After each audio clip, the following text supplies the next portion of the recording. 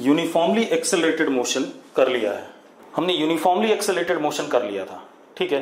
अब uniformly accelerated motion कर लिया था, यूनिफॉर्मली एक्सेलरेटेड मोशन में क्या होता था, एक्सेलरेशन क्या होता था हमारा, कांस्टेंट होता था, ठीक है। अब आते हैं हम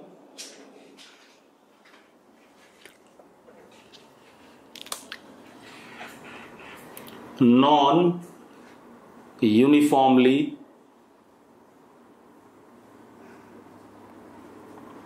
accelerated motion, that is NUAM।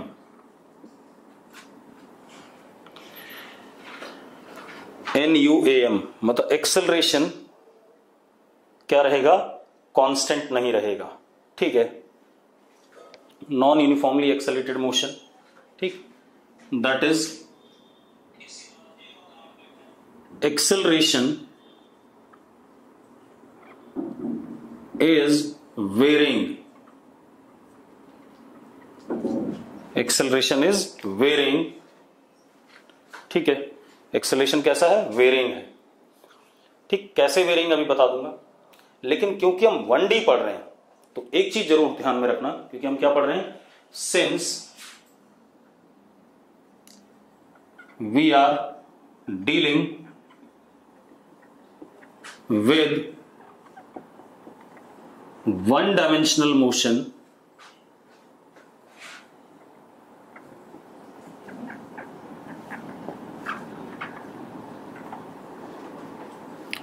therefore a vector parallel to v or a vector anti-parallel to v throughout the motion, या तो पैरेलल हो या एंटी पैरेलल हो, थ्रू आउट द मोशन।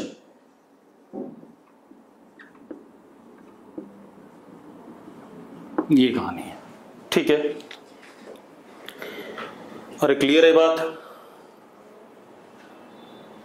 ठीक है।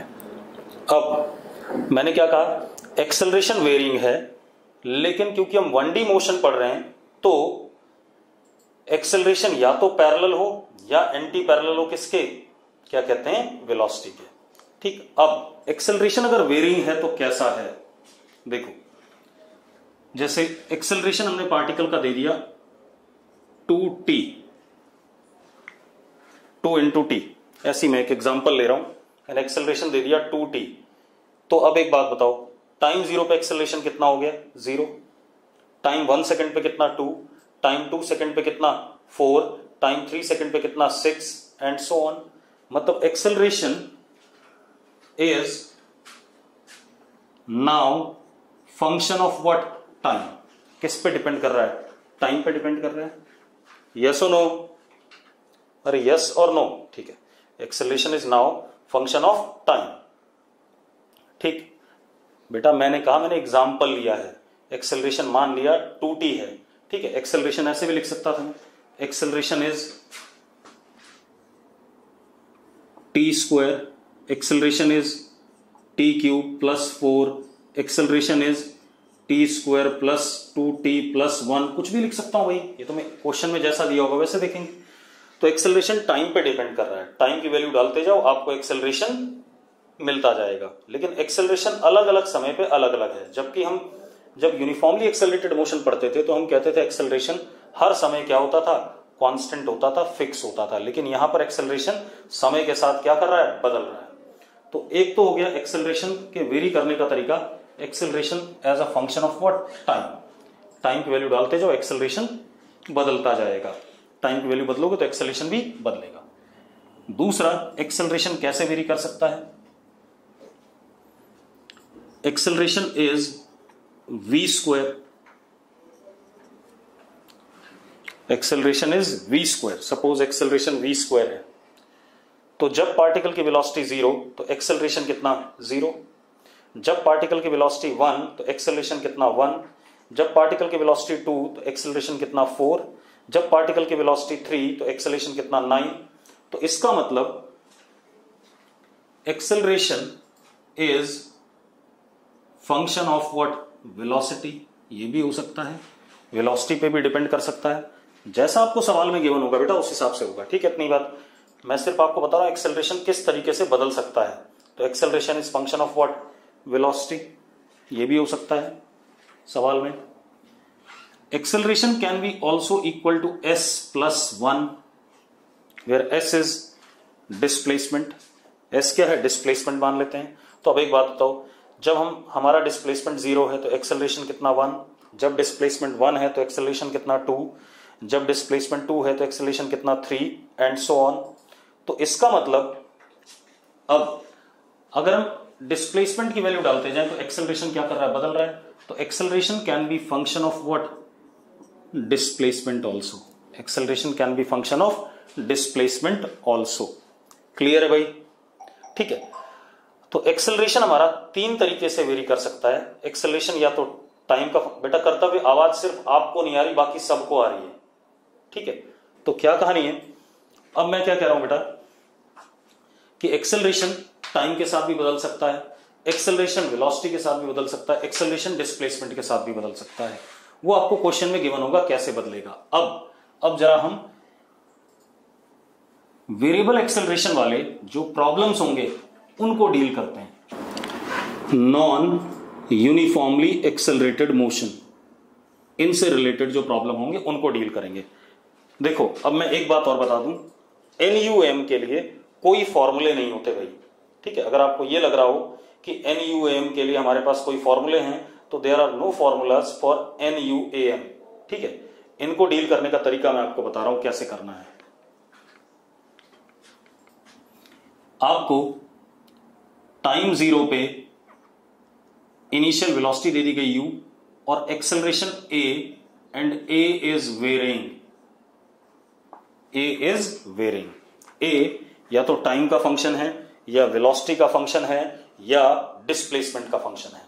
अरे क्लियर है, हाँ बस ये ध्यान रखना है a या तो पैरेलल हो या एंटी पैरेलल हो।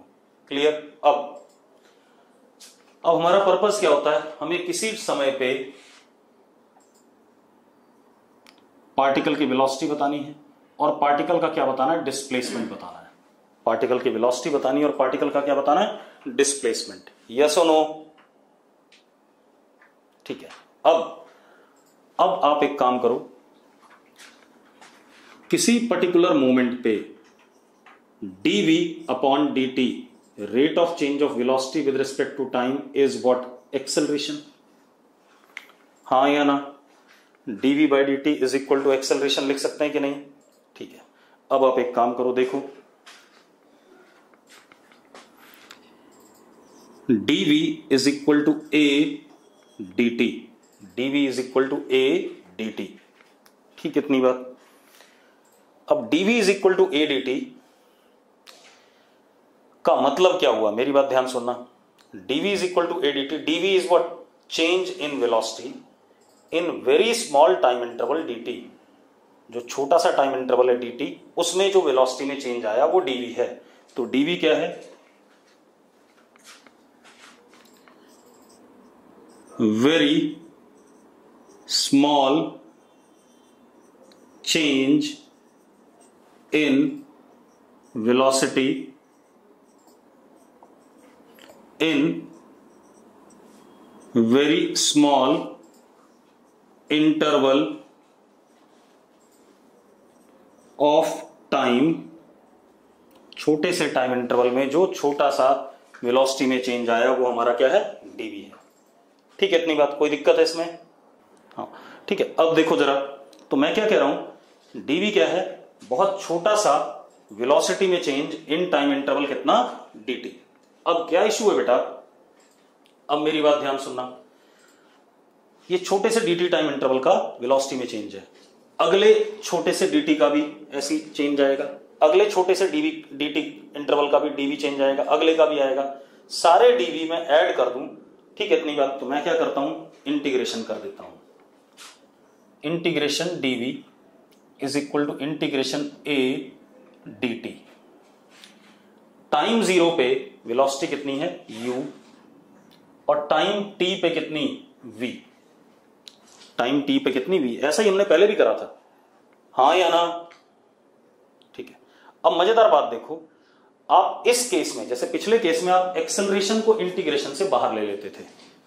क्यों ले लेते थे? क्योंकि यूएएम में एक्सेलरेशन कांस्टेंट था, लेकिन यहां पर एक्सेलरेशन कांस्टेंट नहीं है, इस वजह से आप एक्सेलरेशन को इंटीग्रेशन से बाहर नहीं ले सकते। तो आपके पास लेफ्ट साइड में इंटीग्रेशन आ जाएगा v, और इसकी lower limit u, upper limit v is equal to integration a dt 0 to t। तो लेफ्ट साइड में upper limit v minus u is equal to integration a dt 0 to t। तो v comes out to be u plus integration a dt 0 to t। ये आगे आगे भाई, अब आपको question में a गिवन होगा, तो उसी हिसाब से आप इंटीग्रेट करोगे, फिर आपको वेलोसिटी मिलेगी। क्योंकि मैंने तो जनरल लिया है, क्वेश्चन में आपको a गिवन होगा, a 2t दे सकता है, t स्क्वायर दे सकता है, t क्यूब दे सकता है, कुछ भी दे सकता है। तो वो क्वेश्चन में पता चलेगा कि a कितना है। अगर क्वेश्चन में a दे दिया आपको, तो आप u plus integration a dt 0 to t करके आप क्या निकाल लोगे? वेलोसिटी निकाल लोगे। यस और नो? अरे यस और नो, ठीक है। अब इसके बाद तो हमारे पास v आ गया, v हमें as a function of time पता चल गया। हमने a की वैल्यू दे दी क्वेश्चन में, इंटीग्रेट कर लिया, v as a function of time आ गया, ठीक है। अब हम क्या लिख सकते हैं? ds by dt rate of change of position is equal to what? v। लिख सकते हैं या नहीं लिख सकते? ds बाय dt को v लिख सकते हैं कि नहीं? अब ds बाई dt को अगर हम v लिख सकते हैं, तो ds is equal to v dt। अब ds is small displacement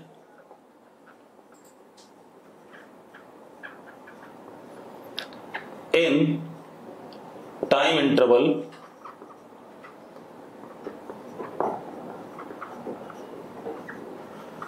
dt। ds is small displacement in time interval dt। yes or no? ठीक है। अब हम एक काम और कर सकते हैं बेटा। अब हम क्या कर सकते हैं? हम अगले dt में छोटा सा डिस्प्लेसमेंट, अगले dt में छोटा सा डिस्प्लेसमेंट, और सारे डिस्प्लेसमेंट को ऐड कर दें, तो हमें टोटल डिस्प्लेसमेंट मिल जाएगा। ऐड करने का मतलब इंटीग्रेशन। तो what we will perform? ds is equal to integration v dt। Time zero पे position is zero, time t पे कितना? s। तो लेफ्ट हैंड साइड क्या आ गया? s, जीरो से लेके s integration v dt 0 to t। अब हम v को बाहर नहीं ले सकते। क्यों नहीं ले सकते? क्योंकि v खुद फंक्शन ऑफ क्या है? टाइम है, अकॉर्डिंग टू द क्वेश्चन। अरे यस और नो? v खुद क्या है? फंक्शन ऑफ टाइम है, इस वजह से मैं उसको बाहर नहीं ले सकता। तो अब क्या आ गया हमारे पास? s is equal to integration 0 to t, जैसा v आया होगा क्वेश्चन में, उसके हिसाब से उसे इंटीग्रेट करके हम क्या निकाल लेंगे? डिस्प्लेसमेंट निकाल लेंगे। कोई दिक्कत है इसमें? अब एक क्वेश्चन ले लेते हैं बेटा, ठीक है, कोई बात नहीं, मैं क्वेश्चन ले रहा हूं। आप एक काम करो, suppose u is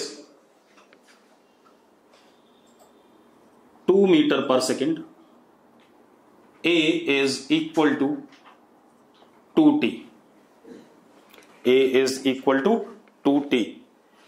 find velocity after time t and displacement after time t। Clear है? ठीक है, चलो अब कर देते हैं। यही देखते हैं। एक्सेलरेशन किसी भी समय पे dv बाई dt लिखा जा सकता है, तो dv को a dt लिखा जा सकता है। तो dv को हमने इंटीग्रेट कर दिया, लिख दिया। a की जगह यहां क्या आ गया? 2t आ गया, 2 बाहर, यहां पे t। क्लियर है भाई? u कितना है? u is what? 2, और टाइम t पे वेलोसिटी v। जिनको समझ में नहीं आया था, यहां तक के स्टेप क्लियर है या नहीं है पहले बता दो मुझे। क्लियर है? अब हम क्या करें? इंटीग्रेट कर लें। t का इंटीग्रेशन क्या आएगा? t स्क्वायर बाय 2, और यहां आएगा v। तो v लोअर लिमिट 2, अपर लिमिट v, और यहां पर 2 और t square by 2, lower limit 0, upper limit t। कितने लोगों को ये स्टेप क्लियर है? अगर स्टेप क्लियर है यस लिखो फटाफट। चलो बहुत बढ़िया, सबको क्लियर है। अब जरा देखो, अब हम क्या करते हैं, लिमिट डाल देते हैं। तो v minus 2 is equal to 2 t square by 2 minus 0। तो v minus 2 is equal to t square, तो v comes out to be 2 plus t square. ये आ गया कि नहीं आ गया, velocity after time t, yes और नो? अब क्लियर है सबको? ठीक है, अब ये वेलोसिटी आफ्टर टाइम t आ गया। अब इसमें t की वैल्यू डालते जाओ, आपको क्या कहते हैं, वेलोसिटी मिलती जाएगी। ठीक है, t की वैल्यू डालते जाओ, आपको वेलोसिटी मिलती जाएगी। अब मैं डिस्प्लेसमेंट की बात करूं तो बेटा मुझे पता है ds by dt is what, v। तो ds can be written as v dt, लिख सकते हैं ऐसा। अब इंटीग्रेशन, टाइम 0 पे डिस्प्लेसमेंट 0, टाइम t पे कितना, s। ठीक है, इतनी बात। अब हम v की वैल्यू डाल दें, ये वाली उठा करके जो आई हुई है।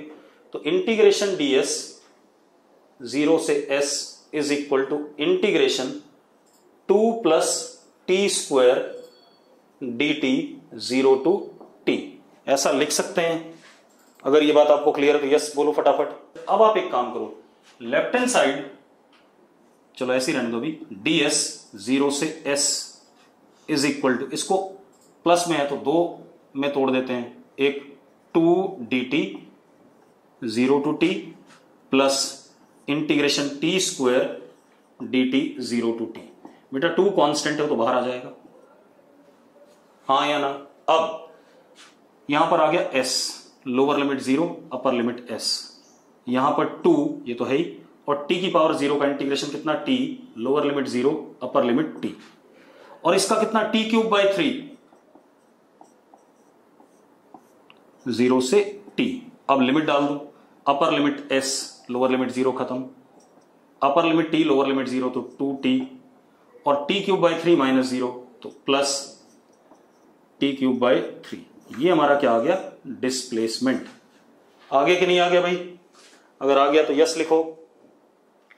बहुत बढ़िया, सब लोग यस लिख रहे हैं, बहुत ही बढ़िया, हो गया, सिंपल सा था। तो इस तरीके से अप्रोच करना है अगर हमारे पास क्या है, नॉन यूनिफॉर्मली एक्सेलरेटेड मोशन है। अब इसमें खेल क्या है नॉन यूनिफॉर्मली एक्सेलरेटेड मोशन में? इसमें खेल ये है कि आपके पास कोई फॉर्मूले नहीं है, आपने सिर्फ इंटीग्रेशन करना है या डिफरेंशिएशन करना है। ठीक है, अब कई बार हमें उल्टा चलना पड़ेगा, उल्टा इन द सेंस, जैसे यहां पर मैंने एक्सेलरेशन दिया था, आपने एक बार इंटीग्रेट कर दिया, आपने एक बार इंटीग्रेट करा, आपको वेलोसिटी मिला, आपने वेलोसिटी को फर्दर इंटीग्रेट करा, आपको डिस्प्लेसमेंट मिला। अब कई बार हमें उल्टा दिया जाएगा प्रॉब्लम, उल्टा प्रॉब्लम मतलब हमें s दे दिया गया, सपोज पोजीशन दे दी गई, ठीक है, हमें s दे दिया गया, this is given to us, तो मुझे वेलोसिटी चाहिए, तो मैं क्या करूंगा, ds by dt, I will get what, velocity. Yes और नो, हाँ या ना? ठीक है, और दूसरी चीज, अगर मुझे एक्सेलरेशन चाहिए तो dv, अब v आ चुका है तो उसको डिफरेंशिएट कर दो, dv by dt, that will give me what, acceleration. अरे ठीक है, ठीक, चलो ये हमारे पास तरीका हो गया, सिंपल सी कहानी है। अब जरा हम एक दो सवाल और करें। अब सवाल क्या है बेटा, देखो जरा, अब सवाल यह है कि मुझे क्वेश्चन दिया गया v is equal to under root 16 minus 4s, v is equal to under root 16 minus 4s। ठीक है, इतनी बात। v इज वेलोसिटी, ठीक है, s इज डिस्प्लेसमेंट और पोजीशन, जो भी मानना चाहो। आपको क्या बताना है, पहला ऑप्शन है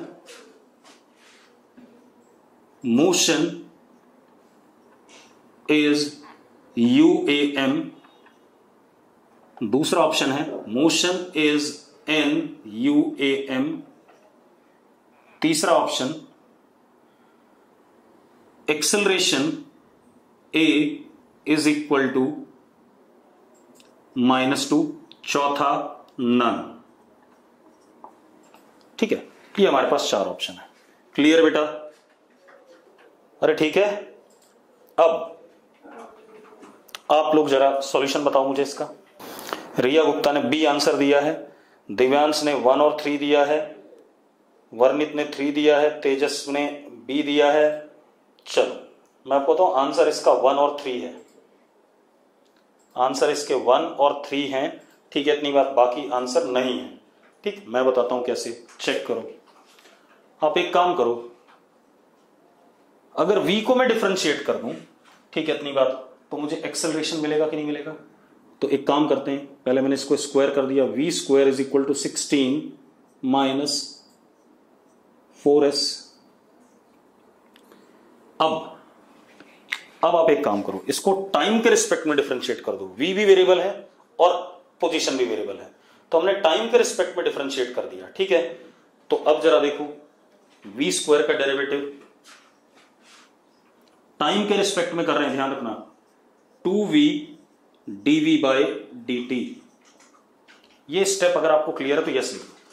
मैंने v स्क्वायर को डिफरेंशिएट करा, अगर आपको स्टेप क्लियर है तो यस लिख दो। बहुत बढ़िया, सबको क्लियर है, चलो मैं बच गया। ठीक है, अब इज इक्वल टू 16 कांस्टेंट है, इसका derivative 0 minus 4 ds by dt। ये वाला स्टेप क्लियर है राइट हैंड साइड में, तो ये भी यस लिख दो अगर क्लियर है तो। बहुत बढ़िया, ठीक है, चलो अब कोई इशू नहीं। अब आप एक चीज देखो, ये कटा, ये हो गया 2, तो v dv बाई dt क्या होता है? Acceleration is equal to -2 and ds by dt क्या होता है? Velocity. a is equal to -2 आ रहा है कि नहीं आ रहा है?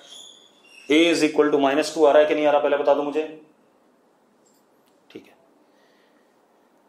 अब एक्सेलरेशन -2 आ गया, कांस्टेंट आ गया कि नहीं आ गया? अरे आ गया, और कांस्टेंट आ गया बेवकूफों, तो क्या हो गया?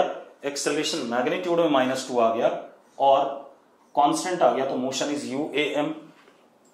यस और नो?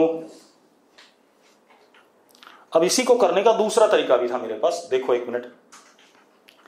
मैंने जब स्क्वायर करा तो मुझे मिला v square is equal to 16 minus 4s। अगर आप इस इक्वेशन से कंपेयर करो UAM के, इस वाली इक्वेशन से, तो जरा देखो ये UAM की इक्वेशन है या नहीं है? और UAM की इक्वेशन में अगर v की डिग्री 2 है और s की डिग्री 1 है, तो मोशन कैसा है? यूनिफॉर्मली एक्सेलरेटेड है या नहीं है? अरे यस और नो? तो मैं डिफरेंशिएट ना भी करता, मैं ऐसा भी काम चला सकता था, मुझे तो पता था कि ये UAM है। ठीक है, तो कई बार आपको देखते ही पता चल रहा है, ज्यादा जल्द अच्छा होगा वो। ठीक है, अब जरा देखो, तो 2a इज व्हाट? -4, तो a is equal to what? -2। एक तो ये आ गया, और u स्क्वायर 16, तो इनिशियल वेलोसिटी कितनी हो गई? 4 हो गई। और भी चीजें आपको पता चल गई, यस और नो? ठीक है, अब क्लियर है? चलो बेटा, कंपेयर करा मैंने जो UAM की कर्तव्य, जो UAM की इक्वेशन थी v square is equal to u square plus 2s, उसमें v की डिग्री 2 है और s की डिग्री 1 है, और इसमें भी देखो जरा, v की डिग्री 2 है और s की डिग्री 1 है, तो अगर ऐसा होता है तो मोशन हमेशा UAM होता है। ठीक है, इतनी बात। अब और फिर बाद में हमने कंपेयर कर लिया, 2a इज इक्वल टू -4, तो a -2 हो गया, और u square is equal to 16, तो u is equal to what? 4। अब एक और क्वेश्चन करते हैं। क्वेश्चन क्या है? t is equal to p s square plus QS। अब t is equal to p s square plus QS। ठीक है, यहां पर t क्या है? t is time, s displacement या position, P and Q positive constants, P और Q सिर्फ पॉजिटिव कांस्टेंट्स हैं। ठीक है, find acceleration of particle, find acceleration of particle. आपने क्या करना है? पार्टिकल का एक्सेलरेशन निकालना है। क्लियर है? अरे क्लियर है? अब देखो करना क्या होगा, आप ऐसे सोचो कि आपको s देख, अब किसी बच्चे ने पूछा निगम ने कि हमें कैसे पता चलेगा इंटीग्रेशन करना है या डिफरेंशिएशन करना है। भाई इंटीग्रेशन तब करना होता था जब एक्सेलरेशन गिवन होता था, उससे एक बार इंटीग्रेट करके वेलोसिटी निकलता था, एक बार इंटीग्रेट करके क्या निकलता था, डिस्प्लेसमेंट। ठीक है, अब यहां पर डिस्प्लेसमेंट दे रखा है, तो अगर डिस्प्लेसमेंट दे रखा है तो डिस्प्लेसमेंट को एक बार डिफरेंशिएट करूंगा तो वेलोसिटी मिलेगी, और जब वेलोसिटी आ जाएगी उसको एक बार डिफरेंशिएट करूंगा तो एक्सेलरेशन मिलेगा। देवांश तेरा आंसर गलत है। ठीक है, इतनी जल्दी आंसर आने वाला नहीं इसका। ठीक, चलो अब मेरी आवाज आ रही है कि कुछ बच्चे कह रहे कट गई? नहीं, मेरी आवाज आ रही है बेटा। ठीक है, चलो अब देखो, अब क्योंकि यहां पर s as a function of t दे रखा है तो मैं इसको दो बार डिफरेंशिएट करूंगा। तो जरा देखो, मैंने इसको ऐसे लिख दिया, p s square plus q s is equal to t. अब s को अगर आप t के रिस्पेक्ट में डिफरेंशिएट करते हैं ds बाई dt तो आपको मिलता है वेलोसिटी। यस और नो?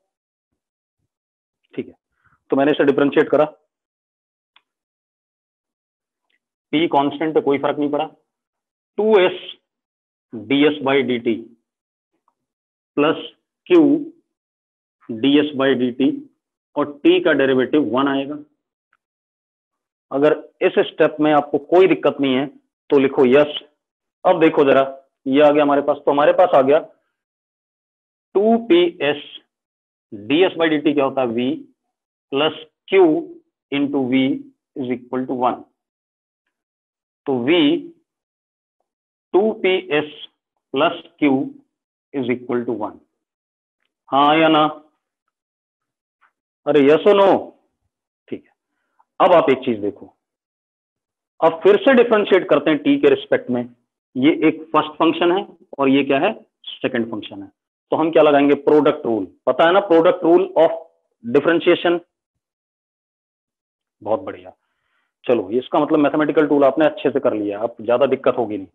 तो अब आप एक काम करो, first function as it is, differentiation of this. तो डिफरेंशिएशन ऑफ दिस, तो जरा देखो, 2p कांस्टेंट है, ds बाय dt, और q का डेरिवेटिव 0 क्योंकि q क्या है, कांस्टेंट है, ये आ गया, प्लस अब second function as it is 2ps plus q as it is, और v का derivative dv by dt is equal to 1 का डेरिवेटिव कितना, 0। अगर आपको इस स्टेप में कोई दिक्कत नहीं तो लिखो क्लियर है। अब जरा देखो क्या आ गया, 2p ds by d t v है, ये भी v है, तो 2p v square plus 2ps plus q into what dv by d t a is equal to 0। अच्छा, यहां पर एक्सेलरेशन ऑफ पार्टिकल तो निकालना है, एज फंक्शन ऑफ s निकालना है बेटा, ये मैं बताना भूल गया था, एज फंक्शन ऑफ s, मतलब एक्सेलरेशन आपने s का फंक्शन बताना है। ठीक है, s की टर्म्स में लाना है। ठीक, अब जरा देखो, acceleration can be written as -2p v square upon 2ps plus q। लिख सकते हैं कि नहीं लिख सकते हैं? हाँ या ना? लिख सकते हैं भाई? चलो बहुत बढ़िया। अब आप क्या कर सकते हो, कोई दिक्कत नहीं, v स्क्वायर को आप 1 अपॉन 2p, यहां पर देखो इस स्टेप में, देखो इस स्टेप में, सॉरी इस स्टेप में v को आप लिख सकते हो 1 अपॉन, लिख सकते हो कि नहीं लिख सकते हो?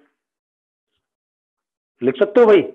तो जरा देखो v स्क्वायर की वैल्यू डाल दो, तो a is equal to -2p upon 2ps plus q का क्यूब। कर सकते हो कि नहीं? ये आ गया acceleration as a function of s। हाँ या ना? अगर मुझे बोला जाए एज फंक्शन ऑफ v, तो जरा देखो 1 upon 2ps plus q is what v, तो a इज इक्वल टू माइनस 2p v क्यूब, ये भी लिख सकते हो आप, लिख सकते हो कि नहीं? बहुत बढ़िया, यानी कि आपको ये क्लियर है। अब थोड़ा सा आगे बात करते हैं, हो गया, अगला क्वेश्चन देखते हैं बेटा। अब एक क्वेश्चन और करते हैं, ठीक है। अब बढ़िया क्वेश्चन करने जा रहे हैं, उस पर ध्यान दो।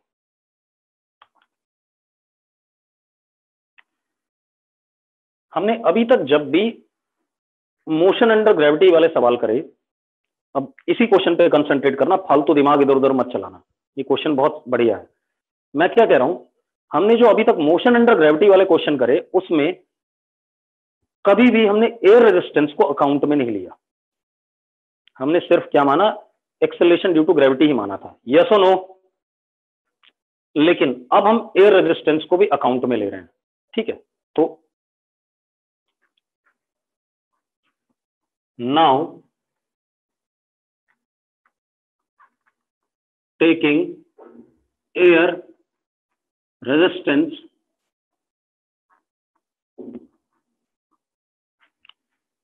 into account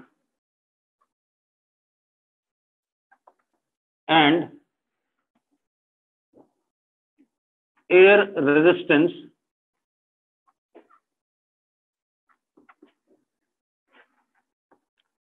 is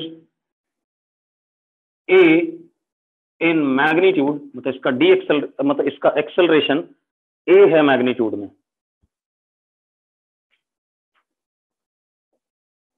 is a in magnitude constant मान लिया हमने, ठीक है। तो एयर का रेजिस्टेंस का एक्सेलरेशन कितना है, a है मैग्नीट्यूड में और कांस्टेंट है, ये बात क्लियर है? ये हमें गिवन है, ये ध्यान रखना। लेकिन acceleration due to air resistance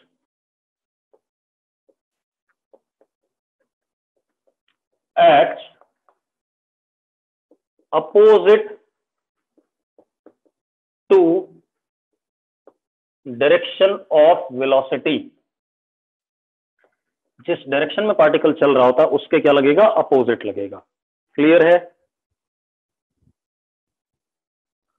मेरी बात समझ आ रही? जिस डायरेक्शन में पार्टिकल चल रहा होगा, जिधर उसकी वेलोसिटी भी उसके अपोजिट डायरेक्शन में लगेगा, बस इतनी सी बात बता रहा हूं, ठीक। अब हमारे पास सवाल क्या है, देखो, हमने पार्टिकल u वेलोसिटी से ऊपर फेंका, जब इसे u वेलोसिटी से ऊपर फेंक रहे हैं तो ये ड्यू जा रहा है, तो एक तो इसके ऊपर नीचे की तरफ एक्सेलरेशन ड्यू टू ग्रेविटी लग रहा होगा, और एक नीचे की तरफ इस पे acceleration due to air resistance लग रहा होगा, दोनों नीचे की तरफ है, दोनों ऐड हो गए, और साइन कैसा, नेगेटिव, क्योंकि नीचे की तरफ जो भी चीज डायरेक्टेड होती है उसे हम क्या लेते हैं, नेगेटिव। क्लियर है भाई? अब इसको ऊपर पहुंचने में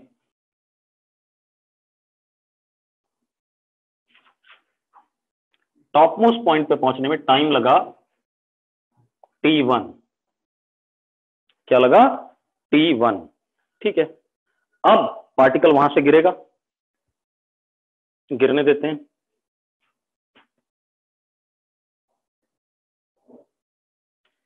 जब ये ऐसे नीचे गिरेगा बेटा, तो जरा देखो,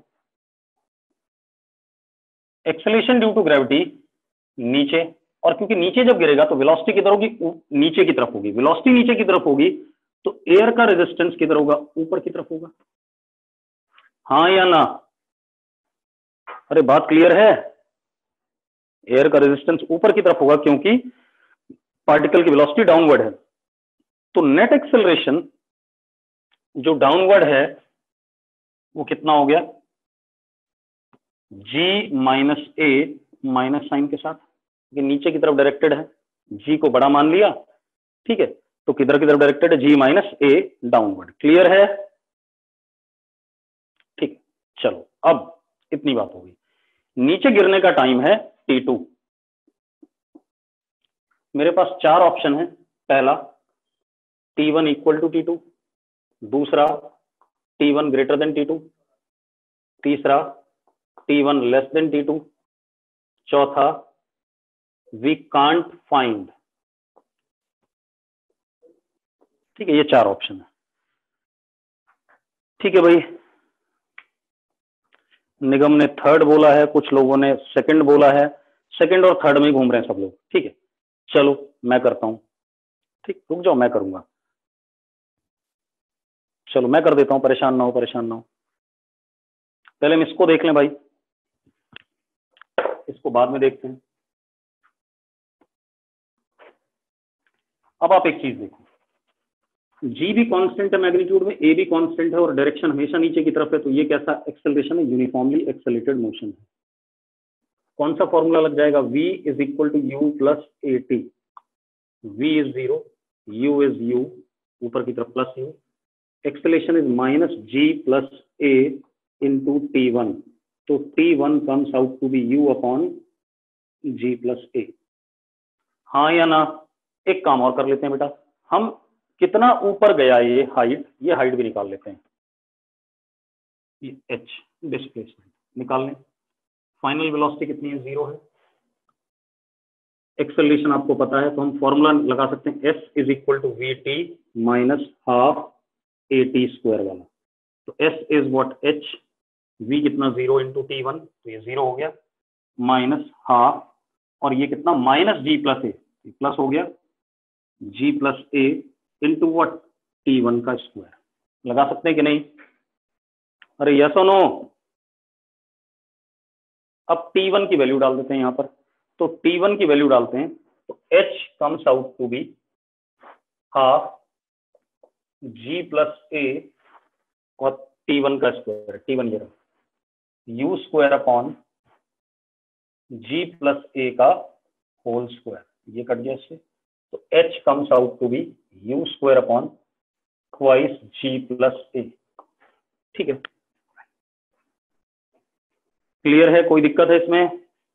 अब हम इसको नीचे आने देते हैं बेटा।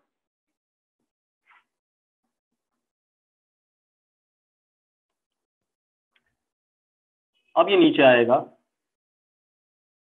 ये इनिशियल पोजीशन है और ये फाइनल पोजीशन है। इनिशियल वेलोसिटी इसकी 0, और नीचे आएगा तो ये डिस्प्लेसमेंट कितना हो गया? माइनस h हो गया, और एक्सेलरेशन नीचे की तरफ हमने पढ़ा था अभी, कितना था? माइनस जी माइनस ए। लिखा था कि नहीं लिखा था? अभी हमने डायग्राम बनाया था जब नीचे आने का। अरे यस और नो? ठीक है, अब हम लगाते हैं, और टाइम कितना है? T2 नीचे आने का। अब हम इक्वेशन लगाते हैं, s is equal to u t plus half A T square वाली। तो s कितना है? माइनस h, u कितना है? 0, हाफ ए कितना? माइनस जी माइनस ए, तो minus ji minus a into T2 का स्क्वायर, ये कट गया। h की वैल्यू डाल देते हैं बेटा ये वाली यहां पर, तो कितना हो गया? u square upon twice g plus a half g minus a into T2 square, 2 से 2 कट गया।